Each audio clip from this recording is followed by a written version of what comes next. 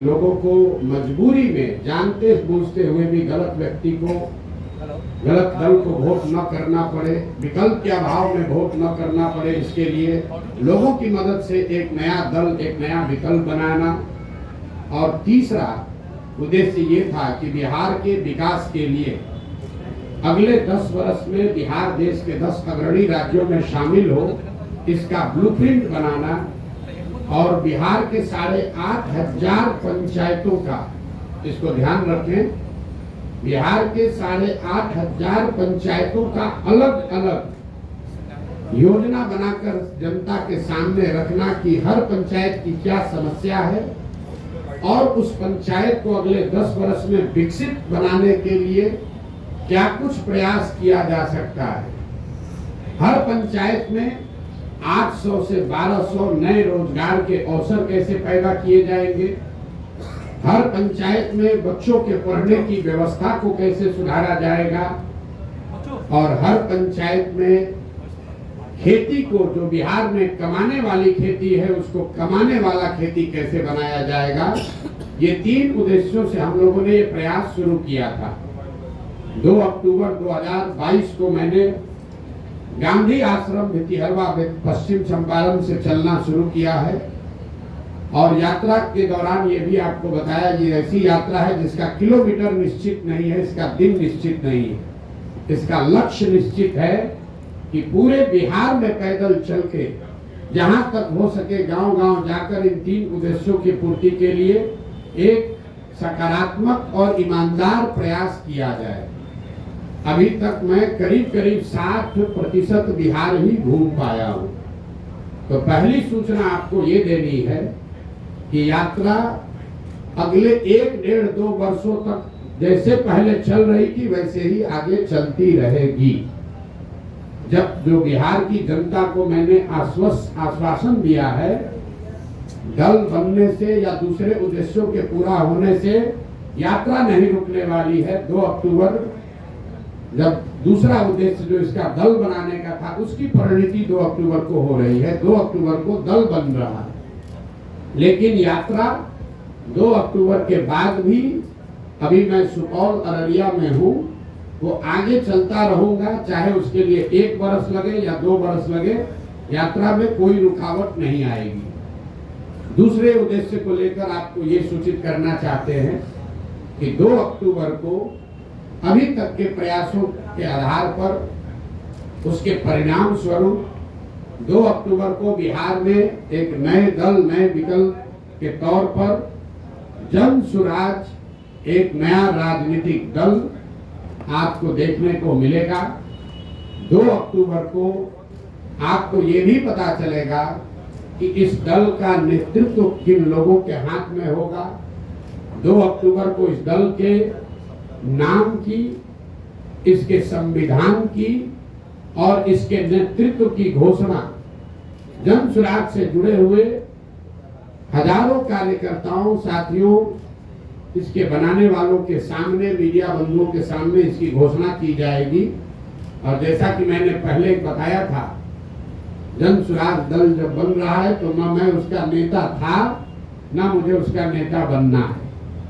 बिहार की जनता ने गांव-गांव में घूमकर जिन लोगों से हम मिले हैं, समाज को मत कर जिन लोगों को निकाला है, एक प्रयास किया है कि बिहार के सामने ऐसे लोगों का नेतृत्व दिया जाए जिसमें प्रशांत किशोर से जो आदमी बेहतर है, जिसकी काबिलियत, जिसका जज्बा, जिसका चरित्र, जिसकी ईमानदारी, जिसके अंदर बिहार को सुधारने का मादा हर उस व्यक्ति में जिसमें प्रशांत किशोर से ज्यादा है, वो आपको इसके नेतृत्व में दिखेगा।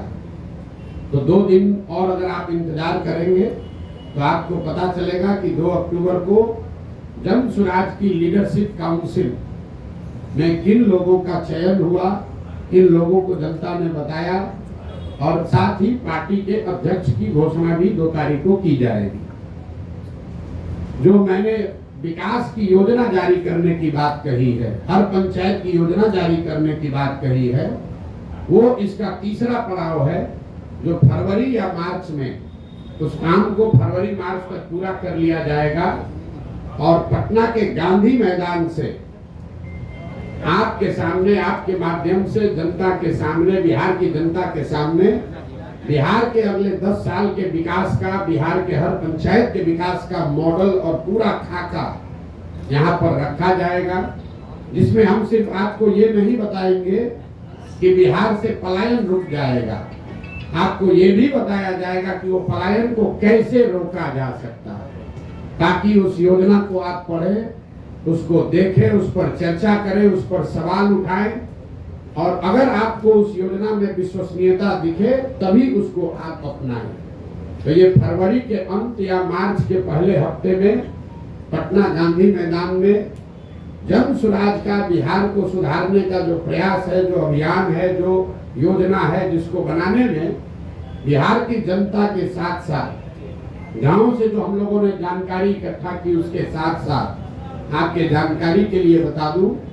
कि देश के करीब देश विदेश में 200 से ज्यादा बड़े बड़े विशेषज्ञ, इनमें से ज्यादातर लोगों का नाता बिहार से है, वो चाहे अमेरिका में है, ऑस्ट्रेलिया में है, इंग्लैंड में है या देश के अन्य हिस्सों में है, ऐसे 200 से ज्यादा लोगों ने बिहार में होने वाले इस प्रयास में अपना योगदान देना स्वीकार किया है, और इस विजन डॉक्यूमेंट को, बिहार की योजना को बनाने में उन्होंने अपना योगदान दिया। तो आपकी उत्सुकता के लिए 3 बातें फिर से समराइज कर देता हूं। प्रशांत किशोर की 2 साल से चलने वाली पदयात्रा पहले की माफिक ही वापस वैसे ही चलती रहेगी। सुपौल और अररिया में मैं हूं और आगे वहां से किशनगंज जाऊंगा, उसके बाद कटिहार, फिर पूर्णिया, फिर भागलपुर, मुंगेर, जमुई होते हुए दक्षिण बिहार के इलाके को कवर किया जाएगा। दूसरी घोषणा ये है कि 2 अक्टूबर को जन स्वराज विधिवत तौर पर, औपचारिक तौर पर एक राजनीतिक दल के तौर पर उसकी घोषणा की जाएगी। 2 तारीख को दल के नेता, संविधान और नेतृत्व की भी घोषणा की जाएगी। उनसे आपको मुखातिब भी कराया जाएगा ताकि आप उनसे सवाल कर सकें, उनकी पृष्ठभूमि की जांच कर सके, और अगर उसमें कोई गलती व्यक्ति आ जाए तो बिल्कुल उस पर टीका टिप्पणी भी करे और हमसे सवाल भी उठाए।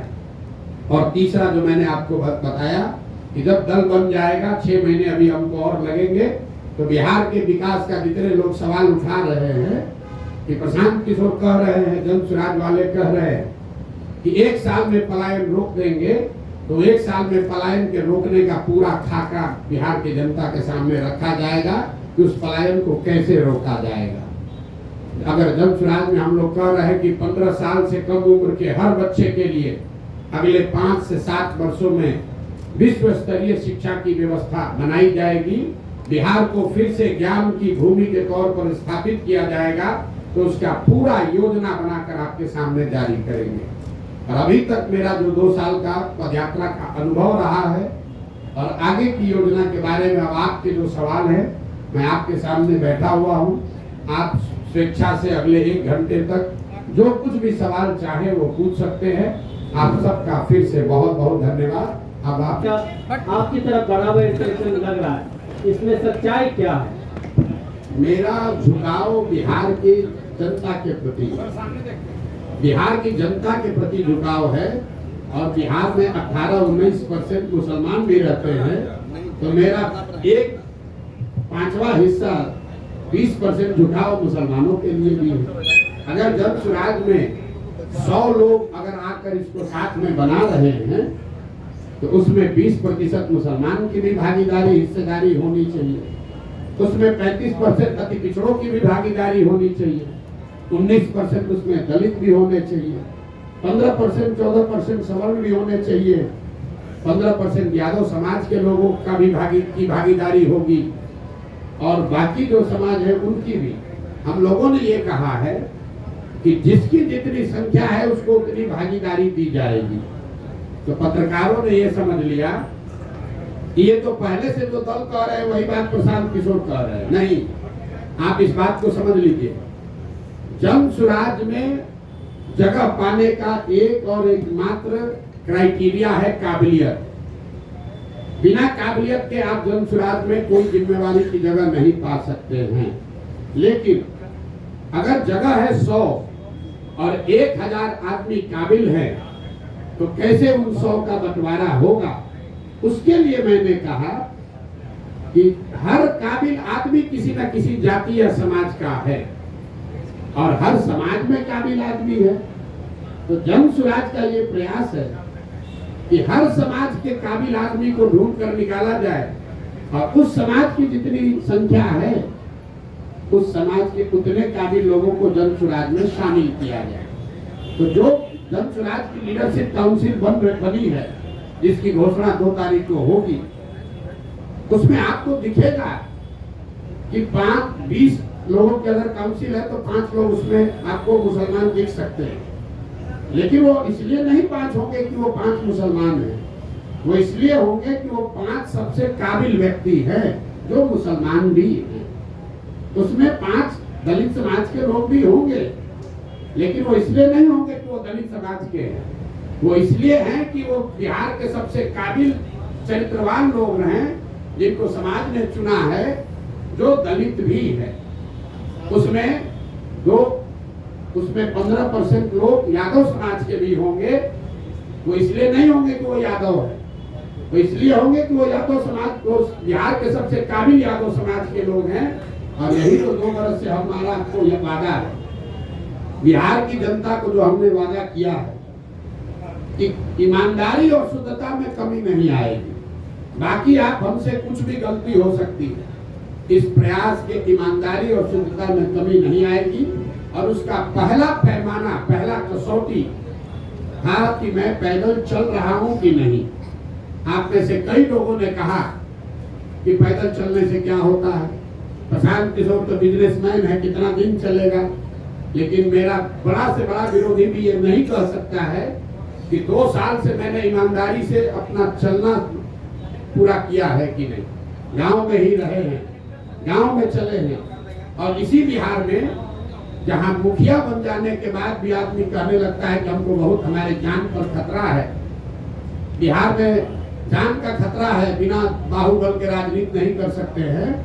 आप में से जिन लोगों ने भी जन सुराज की यात्रा देखी है, इतनी बड़ी व्यवस्था है, लेकिन इसमें एक सिपाही और हवलदार न पहले दिन था, न आज है, न आगे होगा। मैं गांव के सरेहों में ही सोया हूं और आज तक ये बिहार की जनता की काबिलियत है, उसका कैरेक्टर है कि मैं आपको कैमरे पर बता रहा हूं। चाहे जिस किसी समाज के गांव में मैं गया हूं, मुझे लोगों ने उतना ही सम्मान दिया है, प्यार दिया है। मुझे किसी कुत्ते ने भी नहीं काटा है आज तक। 2 वर्ष से हम लोग पैदल चल रहे हैं। तो जितने लोग कहते हैं कि राजनीति के लिए बाहुबल चाहिए, तो हम लोगों ने ये करके दिखाया है कि बिहार में आपको राजनीति करने के लिए बाहुबल नहीं चाहिए। दूसरी कसौटी इसकी ये होगी कि मैंने कहा था कि मैं इसका नेता नहीं बनूंगा। लोगों ने कहा अरे अभी तो कह न रहे, देखिएगा यही बनेंगे। तो 2 तारीख को आपको दिखेगा कि प्रशांत किशोर जब तक पदयात्रा जो कर रहे थे वही वापस 2 के बाद भी करते नजर आएंगे। 2 तारीख को नया नेतृत्व बिहार से घोषित कर देंगे। तीसरा मैंने ये कहा था कि जिस आदमी को भी इसका नेतृत्व चुनकर देंगे, वो आदमी प्रशांत किशोर से ज्यादा काबिल आदमी होगा। तो आप जिनको हम बना रहे हैं, आप देखिएगा, वो आदमी प्रशांत किशोर से ज्यादा विद्वान और होशियार कैरेक्टर वाला होगा, ऐसा मेरा विश्वास है। उस कसौटी पर आप लोग कसिए 2 तारीख को। और फिर जब यहाँ का एजेंडा जारी करेंगे मार्च में, तो आप सारे विद्वान लोगों से मैं आग्रह करूंगा कि 2 महीना तक जिसको भी जिस विषय की जानकारी है, आप पूरी तरीके से उस बात का अध्ययन करके सवाल कीजिए कि क्या 1 वर्ष में बिहार में पलायन रोकने का वादा पूरा किया जा सकता है कि नहीं। कोई बात बिना जांचे परखे नहीं करना, हमारे कहने पर नहीं, हमारी कथनी पर नहीं, हमारी करनी पर आपको भरोसा करना है। अगर उस करनी के द्वारा हम आपका विश्वास अर्जित कर पा रहे हैं, तो बात को का समर्थन कीजिए। अगर हमारे कथनी और करनी में फर्क है, तो मैं आपको सामने से कह रहा हूं कि सबसे ज्यादा मेरा बकिया उधेड़ी है। ये प्रसाद जी, एक और चीज, 1 मिनट। किसी ने यहाँ कहा कि प्रशांत किशोर एसी वाला टेंट लगाकर चलते हैं। तो प्रेस कॉन्फ्रेंस हमने टेंट में इसलिए रखा है कि इसी टेंटों में हम लोग 2 साल से रह रहे हैं। तो मैं चाहूंगा कि यहाँ आप ये प्रेस वार्ता के बाद इस टेंट का मुआयना भी कीजिए और बिहार में जो भी अपने को जमीनी नेता मानता है, मैं उसको चुनौती दे रहा हूं कि इसमें 7 दिन रहकर पैदल चल के दिखाओ, तब बताते हैं कि तुम्हारा कितना कैरेक्टर है और कितना जमीन पर काम कर सकते हैं। इस कैंप का वीडियो बनाकर जारी कीजिए और खुली चुनौती दे रहा हूं कि इस कैंप पे 7 दिन रहिए। जिसको ये 5 स्टार दिख रहा है, आप सब साथी यहाँ बैठे हैं, बढ़िया मौसम है बाहर, 15 मिनट में पसीना छूट रहा है। इसी टेंट में हम लोगों ने जाड़ा भी काटा है, बरसात भी देखा है, और मैं अकेले नहीं हूँ।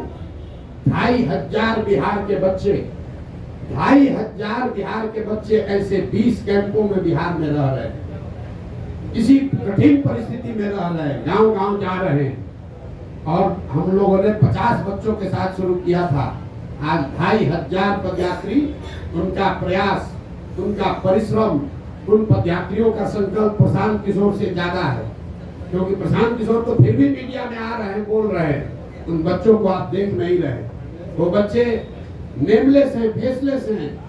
2500 बच्चे अपना घर परिवार छोड़कर रात दिन इन कैंपों में रह रहे हैं, और नेता यहाँ पटना में बैठ के कहता है प्रशांत किशोर एसी के टेंट में रहता है। जरा आके रह के देखो 5 दिन। यात्रा शुरू किया था सब जब यहाँ के नेताओं ने, कब शुरू हुआ कब खत्म हुआ पता ही नहीं चला। ये प्रशांत जी, ये प्रशांत जी राजनीतिक रणनीतिकार सलाहकार से आप बिहार की बात किए, उसके बाद जन स्वराज अभियान आपने चलाया, तो आप बता रहे हैं कि नेतृत्व किसी और को सौंपेंगे, तो वैसी स्थिति में प्रशांत किशोर की जन स्वराज में आगे क्या भूमिका रहेगी, किस तौर पर वो जाने जाएंगे?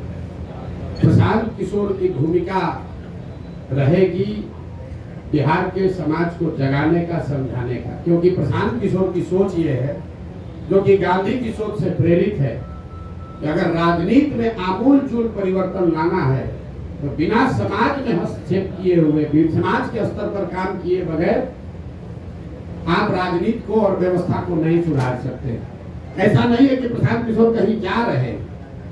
हमारी सबसे बड़ी चुनौती क्या है? आप लोग सवाल क्या पूछते हैं? बात तो अच्छी है, प्रयास तो अच्छा है, समाज मानेगा तब न, जाति टूटेगा तब न। तो सबसे बड़ी चुनौती जो है समाज को मनाने समझाने की, वो चुनौती, वो काम प्रशांत किशोर के कंधे पर है। लेकिन अगर समाज मान जाए तो उसके सामने अच्छे व्यक्तियों का विकल्प हो, वो भी जरूरी है। अच्छे व्यक्तियों का विकल्प हम आपको सामने दे रहे हैं, लेकिन समाज को जगाने का, समझाने का जो काम है, दुरूह काम है, वो काम प्रशांत किशोर का है, और उसी भूमिका में हम आगे भी रहेंगे। देखिए, एक अंतिम बात इस पर कहती है, गांधी जी, महात्मा गांधी देश में कांग्रेस में सिर्फ एक ही बार जीवन में अध्यक्ष बने। गांधी जी जीवन भर कांग्रेस के अध्यक्ष नहीं थे, लेकिन इसका मतलब नहीं है कि गांधी जी का कांग्रेस पर प्रभाव नहीं था। ऐसा नहीं है कि गांधी जी कांग्रेस के अध्यक्ष रहे और जब अध्यक्ष नहीं रहे तो कांग्रेस और आजादी की लड़ाई छोड़कर दूसरे के हवाले करके चले गए। उन्होंने लेकिन ये जरूरी है कि सिर्फ एक आदमी से नहीं होगा, और प्रशांत किशोर बिहार का एकमात्र काबिल आदमी नहीं है। इस मूल भावना जन स्वराज की यही है कि पिछले 30 वर्ष में सिर्फ 1200 परिवार के लोगों ने बिहार की राजनीति को कब्जा कर रखा है। 3.5 करोड़ परिवार बिहार में रहते हैं। तो जन स्वराज का ये अभियान है, जहां ये हम बता रहे हैं कि आप गरीब हैं, अमीर हैं, अगड़े हैं, पिछड़े हैं, हिंदू हैं, मुसलमान हैं, दलित हैं, पैसा नहीं है, आपके पिताजी विधायक मंत्री नहीं है, आप उसका चिंता मत कीजिए। अगर आपके पास जज्बा है, बिहार को सुधारने की इच्छा है, सपना है, तो आइए इस व्यवस्था से जुड़िए। पैसे का चिंता, चुनाव लड़ने लड़ाने रणनीति का चिंता प्रशांत किशोर और जन स्वराज पर छोड़िए। हमने ये कहा है, लोग कह रहा है कि कैसे, किस आधार पर कह रहे हैं कि गरीब से गरीब आदमी को पैसा देकर लड़ाएंगे। मेरे भाई, गरीब को पैसा देकर लड़ाने की बात कह रहे हैं तो आपको गलत लग रहा है, और आप पैसा लेकर चुनाव लड़ाते हैं तो आप सही अपने को बता रहे हैं। तो हम बिहार की जनता को छोड़ते हैं कि किसका विकल्प सही है। जो लोग पैसा लेकर टिकट देते हैं, चुनाव लड़ाते हैं, उनका विकल्प अच्छा है कि जन स्वराज, जो कि कह रहा है कि गरीब से गरीब आदमी भी ईमानदार है तो उसको लड़ाने का खर्चा समाज से जमा करके जन स्वराज देगा, ताकि किसी नेता को वोट खरीदने के लिए ये पैसा न खर्च करना पड़े, किसी नेता के पास ये कहने का आधार न हो कि हमने चुनाव में 5 करोड़ रुपया खर्चा किया इसलिए हम चोरी करेंगे, इसलिए हमको ठेका चाहिए। इसलिए जन सुराज में घोषणा है कि आपको गाड़ी नहीं अपना लगाना है। हमारी गाड़ियां चल रही है जन सुराज की, लोग कह रहे हैं इतना पैसा कहाँ से आ रहा है। गाड़ियां इसलिए चल रही है कि आप समाज से पैसा वसूली मत करो, गाड़ी हम दे रहे हैं तुम काम करो।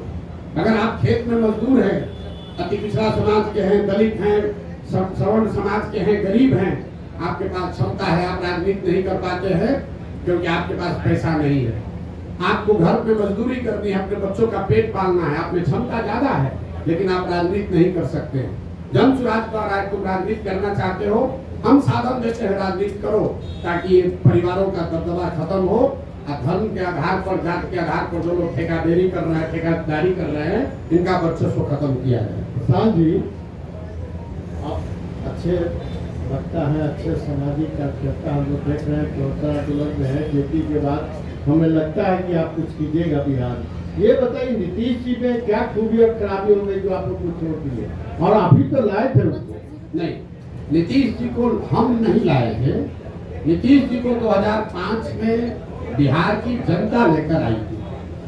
आपका ये सवाल ठीक है कि जिस बिहार में हमने नारा दिया बिहार में बहार हो, नीतीश कुमार हो, आज हम उनके विरोध में क्यों खड़े, ये जायज सवाल है। 2000 जहां बैठे हुए हर व्यक्ति और आपके जरिए बिहार की जनता को ये बताना चाहते हैं कि 2014 के नीतीश कुमार और 2024 के नीतीश कुमार में जमीन आसमान का फर्क है। 2014 में जिस नीतीश कुमार की हमने मदद की थी, उसकी छवि बिहार में सुशासन बाबू की है, ऐसे प्रशासक की है जो बिहार को सुधारने के लिए प्रयास कर रहा है। बिहार बहुत अच्छा नहीं हुआ था लेकिन सुधार की एक प्रक्रिया शुरू हुई थी, लोगों का एक विश्वास बनना शुरू हुआ था कि बिहार में भी शायद सुधार हो जाए। आज जिस नीतीश कुमार का मैं विरोध कर रहा हूँ वो नीतीश कुमार है जिसके लिए गांव-गांव में लोग कह रहा है कि भैया बिहार में लालू का जंगल राज, अपराधियों का जंगल राज देखे थे, ये नीतीश का जो राज है ये अधिकारियों का जंगल राज। यहाँ बैठा हुआ हर पत्रकार जानता है कि ये पूरी व्यवस्था, पूरा सरकार चंद अधिकारी, कोई विधायक मंत्री भी नहीं चला रहा है। आपको कैमरे पर कह रहे हैं, कोई विधायक मंत्री नहीं चला रहा है, चंद अधिकारी, वो भी सेवानिवृत्त अधिकारी सलाहकार बनकर बैठ गए और पूरे 13 करोड़ लोगों के भाग्य विधाता बनकर बैठ गए। ना वो उनका नौकरी है, नौकरी से रिटायर हो चुके, जनता ने उनको चुना नहीं है और पूरे बिहार को 4 अधिकारी मिलकर चला रहे हैं। नाम आपको पता है, नाम लेकर हम उनको ग्लोरीफाइड नहीं कर रहे, लेकिन आपके जरिए जरूर बताना चाह रहे हैं कि 13 करोड़ बिहार के लोगों का भविष्य सेवानिवृत्त 4 अधिकारी मिलकर नहीं तय कर सकते हैं। बिहार की जनता को इतना मूर्ख मत समझिए, चुनाव आने दीजिए, कोई नहीं बचने वाला। प्रशांत जी, एक सवाल है प्रशांत जी, अरे सुन लीजिए, आप, मैंने एक पहलू बताया, तो उस प्रशासक का मैं विरोध कर रहा हूं जिसने पूरे बिहार की जनता का भविष्य 4 सेवानिवृत्त अधिकारियों के हाथ में कर छोड़ दिया है। जिस नीतीश कुमार की 2014 में मैंने मदद की थी उसमें राजनीतिक मोरालिटी थी। नीतीश कुमार गैसल पश्चिम बंगाल में, आप में से कुछ लोगों को याद होगा, एक रेल दुर्घटना हुई थी। नीतीश बाबू तब रेल मंत्री थे, 200 से ज्यादा लोगों की मृत्यु हुई। नीतीश कुमार ने रेल मंत्री पद से वाजपेयी की सरकार में इस्तीफा दिया था, मैंने उस नीतीश कुमार की मदद की थी। आज जिस नीतीश कुमार का विरोध कर रहा हूँ वो नीतीश कुमार है कि कोरोना के काल में हजारों लोग मर गए, उनकी मृत्यु हो गई, लाखों बच्चे, पूरे कोरोना से पूरे देश में संकट आया, लेकिन जितना कष्ट बिहार के लोगों को हुआ उतना कष्ट किसी को नहीं हुआ। लाखों बच्चे बिहार के रोड पर मारे फिर रहे थे और आपको मालूम है नीतीश कुमार बंगले से नहीं निकले, इसलिए नीतीश कुमार का विरोध कर रहे हैं। तीसरा, नीतीश कुमार का इसलिए विरोध कर रहे हैं, 2015 में 14 में नीतीश कुमार चुनाव नहीं हारे थे, लोकसभा में उनके दल को चुनाव लोगों ने हराया था, उनके दल को 2 MP मिला था। नीतीश कुमार के पास 117 विधायक थे, उनको बहुमत था, फिर भी उन्होंने पद छोड़कर मांझी जी को मुख्यमंत्री बनाया था कि भाई जनता का विश्वास हम पर नहीं है तो दूसरे को मुख्यमंत्री बनना चाहिए। आज उस नीतीश कुमार की मैंने मदद की थी। आज जिस नीतीश कुमार का विरोध कर रहे हैं वो नीतीश कुमार है जो चुनाव हार गया है। 243 के विधानसभा में 42 विधायक जीता है इस आदमी का। और कभी लालटेन पर लटक कर, कभी कमर पर बैठकर ये आदमी राज कर रहा है। जिस दिन परिणाम आपके सामने खुलासा कर रहे हैं, जिस दिन 2020 का चुनाव का परिणाम आया, नीतीश कुमार अपना फोन का रिकॉर्ड जारी करे, कम से कम 3-4 बार हमसे बात किया। इस शख्स ने 3-4 बार हमसे बात किया। हमने इनको सलाह दिया कि आपको 42 विधायक आया है, मत बनिए मुख्यमंत्री, ये जनता के आदेश का उल्लंघन होगा। 6 बजे तक आप लोगों को भी जानकारी होगा, शाम में 6 बजे तक कहते रहे नहीं बनेंगे, 6:30 बजे फिर वही जाकर मुख्यमंत्री बन गए। इस नीतीश कुमार का विरोध कर रहा हूं। तो अच्छे प्रशासक का समर्थन किया था, नैतिकता वाले राजनेता का समर्थन किया था, बिहार को सुधारने वाले व्यक्ति का समर्थन किया था। जिसका विरोध कर रहा हूँ वो उसका विरोध है जो कि जिसकी एक ही प्राथमिकता बची है, किसी भी तरीके से फेविकॉल लगाकर कुर्सी पर बैठे रहो, बिहार का जनता का जो होता है होने दो। आपने कहा कि आपका जो मुकाबला है वो एनडीए से है, आरजेडी को आप कोई मुकाबला नहीं मानते हैं, तो क्या आपको नहीं लगता कि कहीं आपका ये बयान आप पर बैकफायर भी हो सकता है, क्योंकि कहीं ना कहीं एक खास वोट बैंक पर आपकी भी नजर है अगर इस स्टेटमेंट को हम देखें तो? नहीं, आप ये भाई इसके लिए कोई आपको बहुत ज्ञानी होने की जरूरत नहीं है। आप 2005 से जब से एनडीए बना है उसके बाद से आरजेडी की कोई ताकत रही नहीं है। 2005 से आप आगे का इलेक्शन का आंकड़ा उठाकर देख लीजिए तो आरजेडी को कभी, आरजेडी या उनके द्वारा बनाए गए गठबंधन को कभी जीत नहीं मिली है। महागठबंधन का एक अपवाद छोड़ दिए जिसमें हम लोगों ने मदद की थी, उसमें भी आरजेडी जूनियर पार्टनर ही था। नीतीश जी के चेहरे पर चुनाव लड़ा था, आरजेडी के नाम पर चुनाव नहीं लड़ा गया था। और अभी का लोकसभा का चुनाव देख लीजिए, इस लोकसभा चुनाव में 176 विधानसभा में भाजपा और एनडीए को बढ़त है। तो हमारा अगर मुकाबला है तो जो 176 में आगे है उससे मुकाबला होगा कि जो 50 सीट में आगे है उससे मुकाबला होगा। तो ये तो हमारे आकलन का विषय नहीं है, ये तो फैक्ट है। किसने कह दिया आपको? भाई ऐसा है, अब अपने हिसाब से कहिएगा। लोकसभा में कितना सीट है आरजेडी को? 2014 में आरजेडी को 5 से कम सीट था, 2014 में 0 सीट था, 2019 में 4 को सीट मिला। और आप लोग बता रहे हैं बाप रे कितना बड़ा दल है आरजेडी। आरजेडी, एक बात ध्यान रखिए आप लोग, आरजेडी अपने दम पर, लालू जी से बहुत बड़े नेता हैं, लेकिन लालू जी अपने दम पर बिहार जीवन में सिर्फ एक ही बार जीते हैं, एक ही बार जीते। दोबारा बिहार की जनता ने लालू जी को बहुमत नहीं दिया है। तो एक बड़ा दल का ढोंगा बिहार के दूसरे कोने में जाकर बताइएगा, हमको मत समझाइए। कितना उनको दम है वो हमको मालूम है। और वो दम का आधार क्या है? दम का आधार यह है 18% मुसलमान, जिसको आप 20 बरस से डरा रहे हैं कि अगर हमको वोट नहीं दोगे तो भाजपा आ जाएगी। आपने मुसलमानों के लिए किया कुछ नहीं, उसको भागीदारी नहीं दी, उसको हिस्सेदारी नहीं दी, उनके बच्चों के पढ़ाई की चिंता नहीं की, उनको लालटेन में किरासन तेल बनाकर जला रहे हो, रोशनी अपने घर में कर रहे हो। उसको अगर हटा दीजिएगा तो कितने लोग बिहार के हैं जो आरजेडी के समर्थन में? आप बता दीजिए, आपको ज्यादा जानकारी है।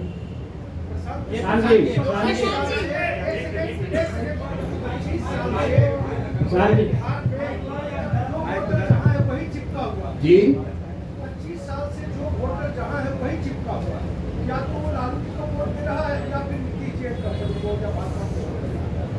जातीय कीचड़ में फंसा हुआ इस बिहार को, आपको लगता है कि इस जाति के? अब देखिए, आप ही के बयान को दोहरा देते हैं। आपने कहा कि 25 बरस से बिहार का वोटर एक ही जगह चिपका हुआ है। अब आंकड़ों से बिल्कुल ये उलट बात आप कह रहे हैं। 2014 से पहले भाजपा यहाँ पर कोई उसका वजूद नहीं था। 14 में भाजपा नीतीश कुमार से अलग हटकर अपना गठबंधन बनाकर 30 से ज्यादा एमपी जीत गया। तो कैसे वोटर चिपका हुआ? 84 में इसी बिहार की जनता ने कांग्रेस को पूर्ण बहुमत दिया। 89 में जनता दल को जिताया, 95 में लालू यादव को जिताया, 2000 के बाद लालू जी और किसी को गठबंधन नहीं दिया, 2014 में मोदी को जिताया, 2019 में 40 में 39 सांसद एनडीए को जिता दिया, इस बार फिर 30 दिया है। और आप कह रहे हैं कि भाजपा वोटर कीचड़ में फंसा हुआ है। अगर कीचड़ में फंसा होता तो लालू जी कांग्रेस 84 के बाद से यहाँ 0 पर कैसे आ जाती? लालू जी 54 में 53 एमपी जीतने वाले 0 पर कैसे आ गए? नीतीश कुमार 25 एमपी के को 2 एमपी पर कैसे जनता ने उतार दिया?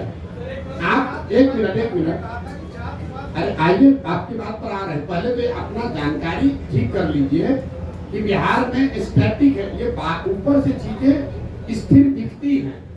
समंदर को दूर से देखिएगा तो बड़ा स्थिर दिखेगा, नजदीक जाकर गहराई से देखिएगा तो आपको करंट फील होगा। बिहार वो भूमि है जहां 10 वर्ष में पूरी राजनीतिक व्यवस्था पीछे बदलती रही है। लालू जी का वर्चस्व 90 के दौर में रहा है, 2000 आते आते लालू जी का वर्चस्व खत्म हो गया। 80 के दौर में कांग्रेस थी, 90 के दौर में लालू थे, 2000 के दौर में नीतीश कुमार हैं, 2010 के दौर में भाजपा मोदी हैं। हर 10 वर्ष में परिवर्तन हुआ है, आप उसको देख नहीं रहे। दूसरा, आपने कहा जाति पर वोट पड़ा है, तो आप हमको बताइए इस बार 30 गो सीट मिला है एनडीए को। ज्यादातर लोगों का आकलन है कि नीतीश कुमार का तो नहीं है, मोदी के नाम पर वोट पड़ा है। आप में से जो समझते हैं कि बिहार का हर आदमी जाति पर ही वोट देता है, तो जरा गिन कर बताइए कि मोदी जी के जाति का कितना आदमी बिहार में रहता है? मोदी के जाति के कितने लोग बिहार में रहते हैं? भाजपा का, मोदी का गुनाह ये है कि जिस बिहार को जातिवादी समाज कहकर लोग हंसते हैं, अनपढ़ कहते हैं, हम लोग को बेइज्जत करते हैं, उस समाज ने जातियों से ऊपर उठकर गुजरात के एक लड़के को राजा बनाया। लेकिन मोदी जी ने पिछले 12-15 साल में बिहार के विकास के लिए हमने खुली चुनौती दे रखी है 2 साल से। एक दिन अगर मोदी जी ने बिहार के विकास के लिए एक बैठक किया हो, काम का छोड़िए, अगर आप लोग सब पत्रकार हैं, आपको भी बता रहे हैं, अगर 12-15 साल में मोदी जी ने, अगर आपने कोई खबर छापी हो कि मोदी जी ने बिहार के विकास के लिए, बिहार में शुगर मिल चालू करने के लिए, या बिहार में इंडस्ट्रियलाइजेशन के लिए, या बिहार में पलायन रोकने के लिए मोदी जी ने आज बैठक बुलाई है दिल्ली में, आप हमको खबर दिखा दीजिए।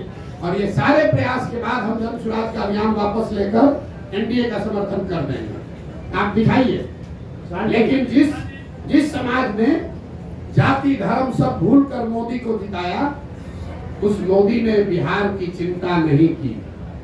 जैसे, एक मिनट पूरा समझ लीजिए, बिहार के बर्बादी के जो दोषी हैं वो लालू और नीतीश है, लेकिन इसके असली गुनाहगार कांग्रेस और भाजपा ही है।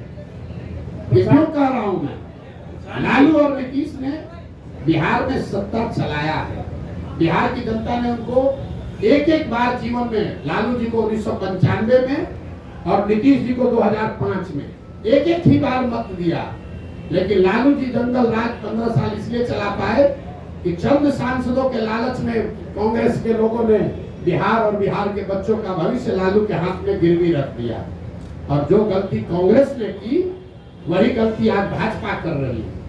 ये भाजपा वो दल है जो पूरे देश में, इसके लिए हम लोग कहते हैं कि दूसरे का दल को तोड़कर सांसद विधायक खरीद के सरकार बनाता है। बिहार में उसका 80-75 विधायक है, नीतीश का 43 है, लेकिन यहाँ सरकार नहीं बनाया है। यहाँ नीतीश को बैठा दिया है ताकि हमको 12-15 एमपी मिलता रहे। तो भाजपा ने भी वही गलती की है जो कांग्रेस ने किया। कांग्रेस ने हम लोग के बच्चों का भविष्य लालू के हाथ में बेचा, भाजपा वाले हम लोग का भविष्य नीतीश के हाथ में बेचे हैं, और परिणाम भी वही होगा। जैसे कांग्रेस सिरे से बिहार में खत्म हो गई, लालू और नीतीश का कुछ भी हो, भाजपा यहाँ सिरे से खत्म हो जाएगी। नेतृत्व ऑलरेडी आप देख रहे हैं, भाजपा बिहार में नेतृत्व विहीन पहले से हो गई है, कुछ नहीं बचा। देखिए किसको बनाए, ये बताइए प्रधान जी, रुकिए। भाजपा के जो यहाँ अध्यक्ष बने हैं, हम आपको आपके मन से बता रहे हैं, सुन लीजिए, तो इसके बाद में 1 घंटा बैठे हुए भाजपा के जो अध्यक्ष बने हैं, बिहार के किसी गांव में चल के खड़ा हो जाए, उसमें से 10% आदमी भी नहीं कह सकता है ये आदमी कौन है। ये भाजपा के नेतृत्व का देखिए स्थिति। जो भाजपा के अभी अध्यक्ष है, उसको बिहार में 10% आदमी पहचानता नहीं है कि आदमी है कौन। अब भाजपा उनके जरिए बिहार सुधारना चाहती है, ये दिखाता है। यही काम कांग्रेस ने किया था, उन्होंने अपने नेतृत्व को खत्म करके लालू के हवाले कर दिया। तो भाजपा ने अपने नेतृत्व को, उसमें भाजपा में भी जो काबिल आदमी है उसको सबको हटा के और ऐसे लोगों को दिया है जो नीतीश का झोला ढोते रहे, उसके पीछे चलते रहे। हाँ, ये आपकी काबिलियत के पैमाने पर दूसरे नाकाबिल कैसे हो जाते हैं? जी, आपकी काबिलियत के पैमाने पर दूसरे नाकाबिल कैसे हो जाते हैं? हमने तो किसी को नाकाबिल कहा ही नहीं। और नहीं, एक तो निरपेक्ष भाव से तो यही बात जा रही है ना कि आप काबिल लोगों को लाएंगे, यानी जी। अभी तक सत्ता में जो लोग हैं या आते रहे वो नाकाबिल है। नहीं। मेरी पूरी बात सुन लीजिए। और अगर आपकी काबिलियत का पैमाना क्या है, निर्धारण आपने किस ठीक हिसाब बात, से किया? ये अच्छा सवाल है। और उसके साथ दूसरी बात ये कि अगर सत्ता में आने के बाद काबिल लोग नाकाबिल हो जाते हैं तो आपके जन सुराज की क्या गारंटी है? ठीक। और अगर गारंटी नहीं है तो बिहार की जनता एक छल के लिए और क्यों ठीक मजबूर? 3 सवाल आपके जवाब दे रहा हूँ। पहला, इन्होंने कहा कि आप कह रहे हैं कि काबिल आदमी को लाएंगे मतलब दूसरा नाकाबिल है। ये बात नहीं है। लकीर बड़ी करने के लिए उस दूसरे को काटना जरूरी नहीं, उससे लंबी लकीर खींची जा सकती है।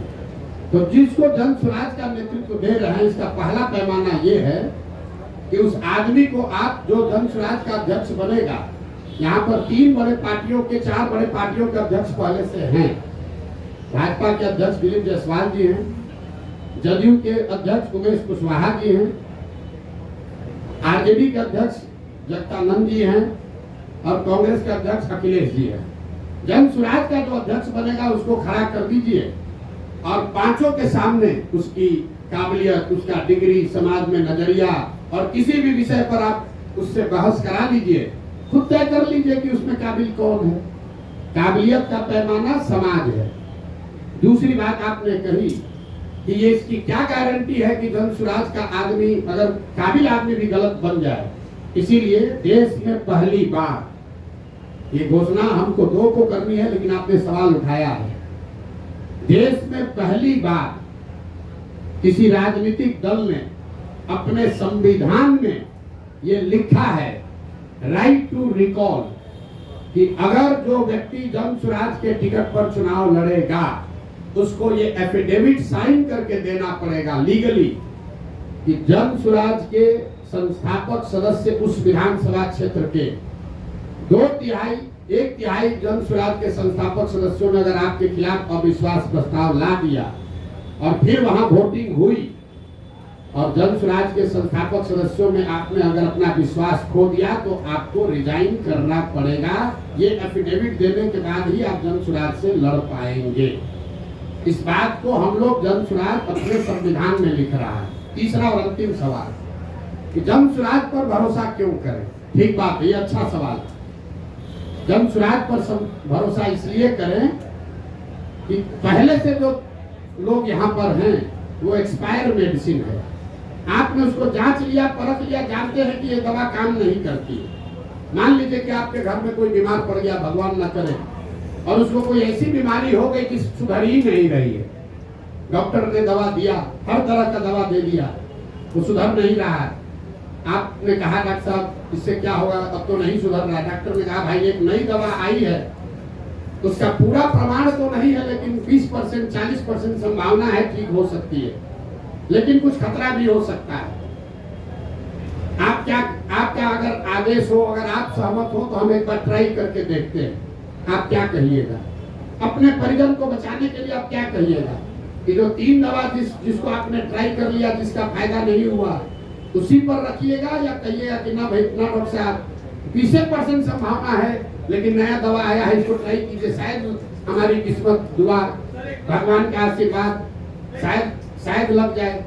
तो जन स्वराज जो 3 जिन दलों से हम लड़ रहे हैं वो एक्सपायर मेडिसिन है। जनता ने उसको 30 बरस देख लिया, परख लिया, जान लिया, ये नहीं सुधार सकता है। जन सुराज नया प्रयास है, इससे सुधार हो भी सकता है, शायद नहीं भी हो सकता, लेकिन शायद हो भी सकता है। तो ऊपर वाले की दुआ रही तो निश्चित तौर पर बिहार की जनता वो रिस्क लेगी। और एक अंतिम बात, हमारा अपना मानना है कि सबके जीवन में कभी न कभी सवेरा आना है। बिहार के 13 करोड़ जनता के भविष्य में भी कभी न कभी तो सुधार भगवान ने, ऊपर वाले ने लिखा होगा। हम लोग तो निमित्त मात्र हैं। हम तो पहले भी ये हमको समझ थी, हमने पहले प्रयास क्यों नहीं किया? प्रयास हम तब शुरू किए हैं जब ऊपर वाले की मर्जी हुई है। हम 1% है, ऊपर वाला 99% है। मेरा ये विश्वास है कि 13 करोड़ बिहार के लोगों का जीवन भी कभी सुधरना भगवान ने तय किया होगा, और शायद जन सुराज वो निमित्त है, वो रास्ता है जिसके जरिए वो सुधार हो पाएगा। मेरे दो छोटे उनके भी 2 छोटे हैं, आपके भी 2 छोटे हैं।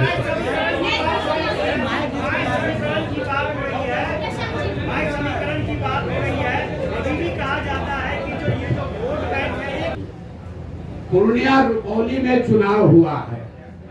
सबसे ताजा प्रमाण, जनता का प्रमाण ही सबसे बड़ा प्रमाण है। रुपौली में चुनाव हुआ, माई समीकरण की बात करने वाले आरजेडी वालों ने बीमा भारती जी को वहां उम्मीदवार बनाया। रुपौली की स्थिति से जो लोग जानकारी रखते हैं, बीमा भारती जी के अपने जाति के 35-40 हजार लोग उस विधानसभा में रहते हैं। 15,000 MY में वाई समाज के लोग, यादव समाज के लोग रहते हैं, और 45,000 वहां मुसलमान रहते हैं। तीनों मिलाइएगा तो 1 लाख हुआ। और माई समीकरण के जमींदारी का दावा करने वाले लोग, ठेकेदारी करने वाले लोग के कैंडिडेट को 30,000 वोट आया। दूसरा देखिए, एनडीए का अति पिछड़ा तो नीतीश जी के साथ है, तो भैया रुपौली में 1,10,000 अति पिछड़ा है, उनको कितना वोट आया? 50,000। और जीता कौन?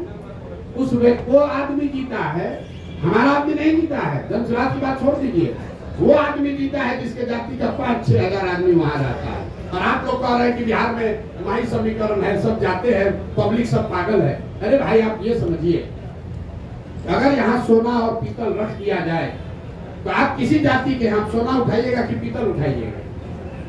फर्क बस इतना है कि कोई सोना दिखना चाहिए, आचार से, विचार से, व्यवहार से, कर्म से। अगर आप सोना दिखेंगे तो समाज का कोई भी ऐसा वर्ग नहीं है। कौन नहीं चाहता है कि उसका बच्चा अच्छा पढ़े? कौन नहीं चाहता है कि उसके बच्चे के शरीर पर कपड़ा हो? कौन नहीं चाहता है कि उसके बच्चे को पलायन नहीं करना पड़े? हाँ, अब ये जिम्मेवारी हम पर है, जन सुराज पर है कि हम वो तप तपा कर सोना दिखे, वो विश्वास अर्जित करें। और मैंने कहा है कि अगर 3 वर्ष में विश्वास अर्जित नहीं कर पाए तो 5 वर्ष चाहे और चलना पड़े, 10 वर्ष प्रयास करना पड़े, हम पीछे नहीं हटने वाले। जब तक समाज को ये विश्वास न दिला दे, तब तक ये प्रयास रुकेगा नहीं। बिहार को सुधारे बगैर मानने वाले नहीं है, चाहे 2 वर्ष लगे कि 10 वर्ष लगे।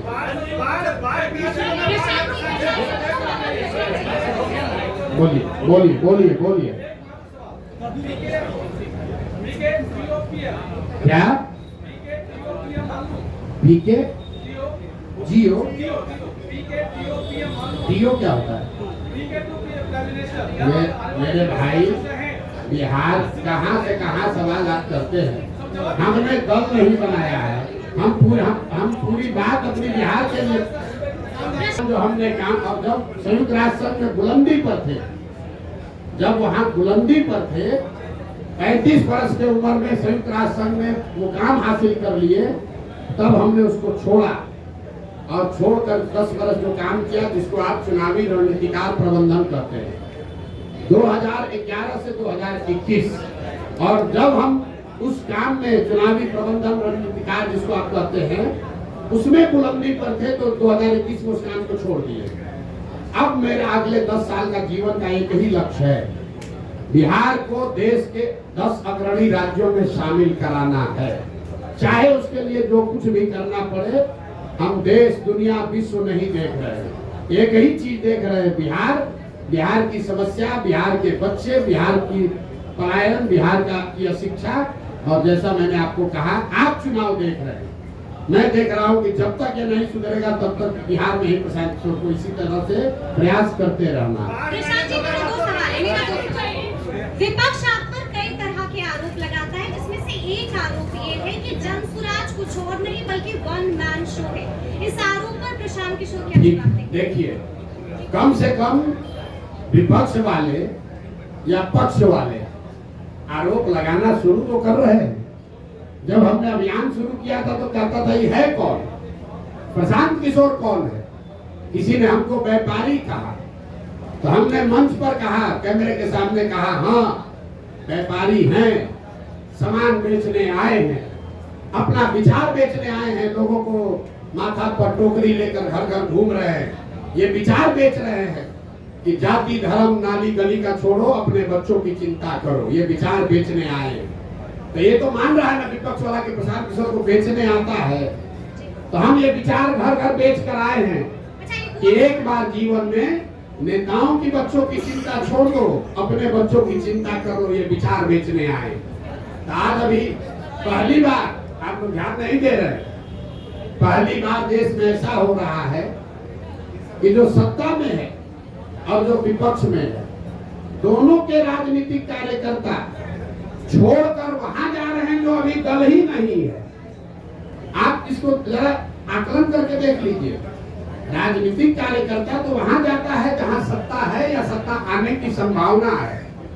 जनसुराज अभी दल नहीं है और आरजेडी वाले चिट्ठी निकाल रहे हैं कि भैया लालू जी के समाजवाद का हवाला है, जो दल मत छोड़ो रे भाई, अरे यहीं पर बने रहो। भाजपा वाला, कल हमको एक भाजपा का नेता आया, कहा भैया भाजपा का कार्यालय है, बैठे हम लोग हैं लेकिन चर्चा खाली जनसुराजे का हो रहा है। ये हमारी ताकत नहीं है, ये बिहार के लोगों की 30 बरस की छटपटाहट है। 30 बरस से भाजपा का डर दिखाकर लालू और लालू का डर दिखाकर भाजपा ने जो वोट लिया है, ये उनकी छटपटाहट है कि अब बिहार के लोगों को कोई रास्ता मिल जाएगा तो ये मुफ्तखोरी जो है वो छूट जाएगी, राजनीतिक बंधुआ मजदूर कोई नहीं बचेगा। यही अभियान है और इसीलिए छटपटाहट और घबराहट। प्रशांत जी, एक बड़ा खतरा बनकर उभरे, एक छोटा सवाल प्रशांत जी, आप एक बड़ा खतरा बनकर उभरे हैं, तो कईयों ने आपको भी संपर्क करने की कोशिश की होगी, तो प्रशांत किशोर के रोज भाई देखिए, का कॉल आया, किसका कॉल आया? ऐसा है, प्रशांत किशोर को बिहार में प्रयास करने की जरूरत नहीं है हमको लोगों को संपर्क करने के लिए। देश में कौन ऐसा नेता दल है, आप लोग सब पत्रकार हैं, कौन ऐसा दल और नेता है जो सोचेगा कि प्रशांत, नहीं सोचेगा कि प्रशांत किशोर को अपने साथ रख ले। भाई भूमिका हमको चाहे कुछ भी दे, इतना तो जरूर चाहेगा प्रशांत किशोर हमारे साथ रहे। तो यहाँ जब चुटपुटिया नेता को जिसको 5,000 वोट आ जाता है वो सौदा कर सकता है, तो आपको कैसे लग रहा है कि हमारे पास ऑफर नहीं आ रहा है? हमको लोग प्रलोभन नहीं दे रहे, डर नहीं दिखा रहे, लेकिन हमने जो वादा किया है कि 243 मतलब 243, 242 नहीं होगा। और चुनाव के बाद अगर 130-35 सीट भी आ जाए, ये भी कैमरे पर कहा है, तो प्रशांत किशोर उसको अपनी व्यक्तिगत हार मानेंगे कि मेरे प्रयास में कमी रह गई, हम बिहार को लोगों को नहीं समझा पाए। हमारे लिए आंकड़ा 122 नहीं है, मुकम्मल जीत होनी चाहिए, तभी मानेंगे कि हमारा ये प्रयास सफल हुआ। 130-135 सीट अगर जनसुराज को आया तो प्रशांत किशोर की जनसुराज की इस प्रयास की हार होगी। प्रशांत जी, इसी से जुड़ा हुआ सवाल है कि आपका आकलन बहुत सटीक रहा है, पिछले कई चुनाव में देखा गया है, और आप कहते रहे कि इस चुनाव में बिहार में या तो अर्थ पे या तो शर्त पे जी। तो अभी आपका आकलन क्या है, कितने सीट जनसुराज लेकर आएगी? और इसी से जुड़ा हुआ सवाल है, अगर 10, 15, 20 सीट बच जाते हैं बहुमत से, उस स्थिति में जनसुराज क्या करेगा? फिर से चुनाव में जाने के लिए बिहार की जनता को धकेल देगा? 130 आएगा ना, आप कहे 10-15 तो में रह जाएगा, हमने 15 बढ़ा दिया। और पहले इंटरव्यू में बहुमत से 15 ज्यादा, बहुमत से 15 ज्यादा आएगा तो भी उसको हम अपनी हार मान लेंगे और आपको मौका दे देंगे कि बना लीजिए। ये कह रहे हैं, आपको स्पष्टता से कह रहे हैं, अर्श पर या फर्श पर। हाँ, अगर हमारे प्रयास की ईमानदारी में, शुद्धता में ताकत है तो या तो बिहार की जनता अपने और अपने बच्चों का मुस्तकबिल बदलने के लिए हमको जन सुराज को बैठाएगी, और अगर उसको समझ में नहीं आया तो कोई बात नहीं है, 5 वर्ष की और तपस्या जारी रहेगी। प्रधान जी एक सवाल आपके जवाब से एक सवाल निकल के आ रहा है। आप कह रहे हैं प्रधान जी इधर नहीं, आप कह रहे हैं कि 130 सीट भी आएगा तो हम हार मान लेंगे, सरकार नहीं बनाएंगे। आप बोल रहे हैं ये कहाँ का है दूसरा लाइन? अपने से अपना लाइन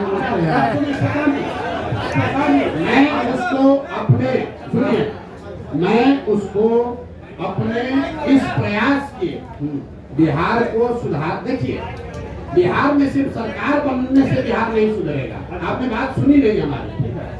बिहार तब सुधरेगा जब यहाँ 5000 अच्छे लोग मुखिया बनेंगे। बिहार तब सुधरेगा जब यहाँ पर 50,000 अच्छे लोग वार्ड सदस्य बनेंगे। बिहार तब सुधरेगा जब यहाँ 200-250 अच्छे विधायक बनेंगे। सिर्फ सरकार बदलने से, मुख्यमंत्री बदलने से बिहार नहीं सुधर सकता है। इस नजरिए से मैं कह रहा हूँ कि अगर 130 सीट आया, इसका मतलब है कि आधी बिहार की जनता भी हमसे इस विचार से, इस प्रयास से कन्विंस नहीं हुई। उस नजरिए से ये हार हुई। तो हमको और प्रयास, कम से कम 2/3 बिहार की जनता को इस प्रयास की शुद्धता और ईमानदारी पर भरोसा जब तक न हो, तब तक प्रशांत किशोर का ये प्रयास जारी रहेगा, तभी सुधार होगा। सिर्फ सरकार बनाने से सुधार नहीं होगा।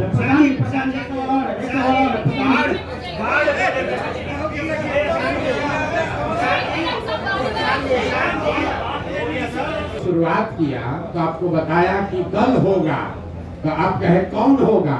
हम बोले जन सुराज होगा। फिर बोला दल का नेता कोई होगा, हमसे काबिल होगा। तो आपने फिर पूछा कौन होगा? तो हमने कहा हमसे काबिल होगा, 2 तारीख उसका नाम चेहरा देख लीजिएगा। फिर आपने कहा कि आपका एजेंडा क्या होगा? तो हमने आपको कहा गांधी मैदान से जारी करेंगे, उसको पढ़ के संतोष कर लीजिएगा। उसके बाद जारी ये भी करेंगे कि सीएम कौन होगा। एवरेस्ट पर चढ़ना है, एक कदम भी चढ़ना पड़ेगा। एक ही बार रस्सी बांध कर एवरेस्ट पर नहीं पहुंच सकते हैं। पहुंचने की कोशिश कीजिएगा, गिर जाइएगा, रास्ते में खराब होगा।